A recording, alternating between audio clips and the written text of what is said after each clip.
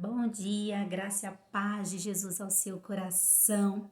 Que esse seja um dia abençoado, que aonde você for, você leve amor, paz e a graça de Deus. Amém? Vamos começar esse dia estudando um assunto que eu vivi. Eu acredito que você já tenha vivido durante a sua vida, porque todos nós passamos por momentos de medo. Todos nós passamos por momentos em que aquele sentimento de incapacidade, de pavor, de desespero, ele toma conta do nosso coração. Porque medo diz isso, né? Diz de pavor, susto, receio, aflição. Quem de nós nunca passou por isso? Quem de nós nunca teve medo de errar, medo de perder alguém, medo de ficar doente, medo? Cada um tem o seu, gente. Cada um. Tem gente que tem medo de barata. Eu tenho nojo. Aí eles falam assim: não tem medo, eu tenho nojo, né? Eu tenho nojo de barata. Mas tem gente que tem medo de todas, de coisas pequenas, coisas grandes. Tem gente que. Eu conheço pessoas que já ganharam viagem para o exterior e não foram porque tem medo de andar de avião. Então, cada um tem o seu medo, tem ali guardado e cada um sabe, né, em que área que esse medo atua. Mas o que é o medo? Será que a Bíblia fala alguma coisa sobre isso? Será que a Bíblia nos ensina algo sobre o medo? Eu queria ler com vocês um versículo da palavra de Deus que se encontra em segunda epístola de Paulo a Timóteo, no capítulo 1 e no versículo 7. Diz assim: porque Deus não nos tem dado espírito de medo, mas de poder, de amor e de moderação. Vamos ler de novo? Porque Deus não nos tem dado espírito de medo. Algumas Bíblias vão estar escrito covardia, mas de poder, de amor e de moderação. Bom, primeira coisa que a gente descobre aqui: Deus não nos tem dado espírito de medo. Bom, se não é Deus que nos dá o espírito de medo, quem dá? Não é? A gente tem que fazer essa pergunta. Se o medo não vem através da pessoa do nosso Deus, quem é que coloca em nós o espírito do medo? Então, a Bíblia diz que é o inimigo. O inimigo, ele traz sobre a nossa vida esse espírito de medo. E aí, o espírito que Deus coloca em nós é espírito de poder, é espírito de amor e é espírito de moderação. Então, a gente aprende duas coisas quando a gente vai estudar sobre o medo. Primeiro que o medo, ele pode ser na nossa vida uma condição psicológica. Então, vamos supor, eu, por exemplo, vou pegar meu exemplo. Eu odeio fazer rampa, dirigir e parar numa subida daquelas assim enormes. Porque um dia eu deixei o carro morrer numa subida. E aquilo, assim, toda vez eu acho que... Aí eu já fiz muitas outras rampas na minha vida, parei, fiz tudo direitinho, saí direitinho. Mas toda vez que eu chego numa subida muito grande, a minha perna começa até a fazer assim, ó. Por quê? Porque é algo psicológico, é algo que... Porque eu errei um dia, talvez eu coloquei aquilo na minha mente, que toda vez que eu for fazer uma rampa numa subida muito forte, eu vou deixar o carro morrer de novo. Então, isso pode ser um trauma por causa de algo que aconteceu, de algo que a gente viveu, né? Eu lembro quando eu caí de moto uma vez, o primeiro mês, eu achava que todo mundo ia bater em mim. Todo carro que vinha perto, ele ia relar, eu já dava uma puxadinha para cá. Então, a gente fica com alguns traumas que precisam ser trabalhados por conta de coisas que nós já vivemos. Então, existem medos que são questões psicológicas. Mas aqui a Bíblia diz que o medo também é um espírito. É um espírito que não vem de Deus. É algo que vem para nos atormentar, é algo que vem para nos bloquear e nos parar.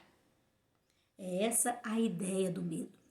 O medo, ele surge, por quê? Porque quando nós estamos naquele momento de muito medo, a tendência nossa é paralisar e não vai nem para um lado nem para o outro, e a gente fica sem fazer a obra de Deus. Então, tem tanta gente que paralisa em muitas coisas na vida por causa do medo.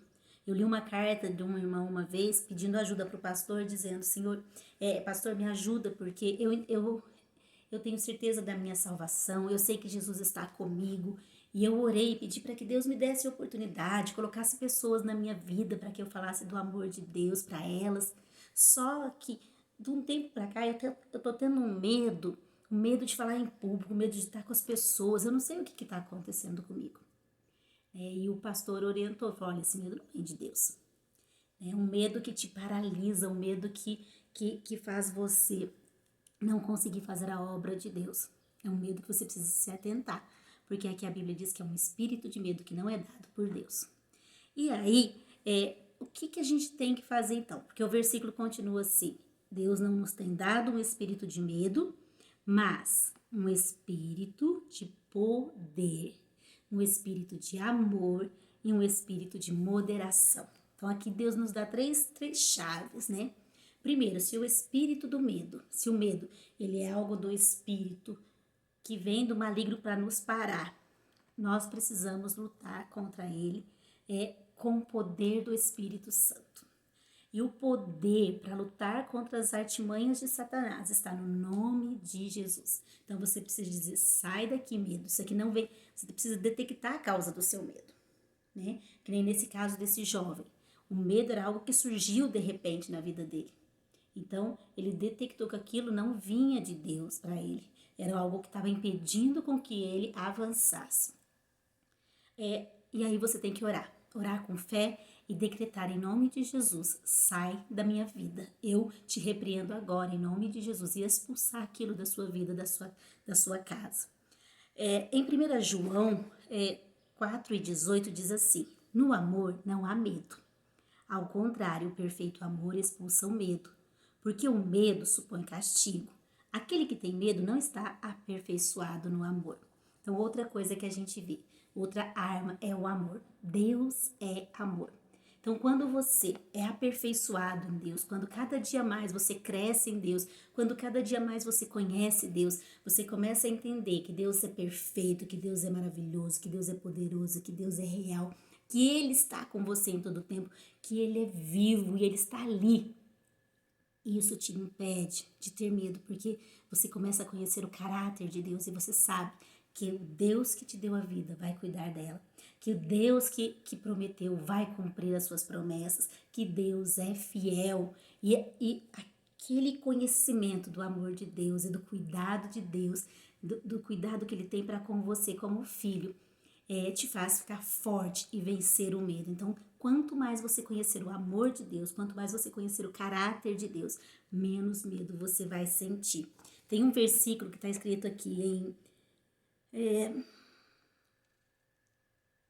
Deuteronômio 31:6. Diz assim: sejam fortes e corajosos, não tenham medo e nem fiquem apavorados, pois o Senhor, o seu Deus, vai com você. Nunca os deixará, nunca os abandonará.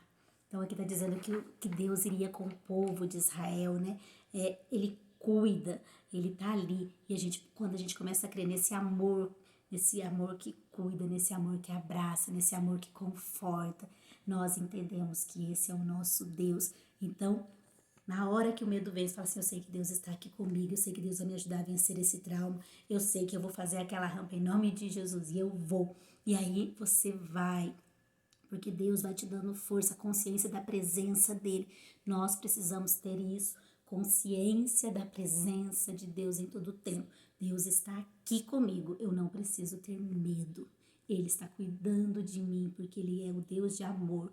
Então, no amor, nós reafirmamos a nossa fé e a nossa confiança. E, por fim, Ele fala de um espírito de moderação, que é o que Deus deu para nós. Um espírito que nos leva a refletir, a pensar de forma moderada.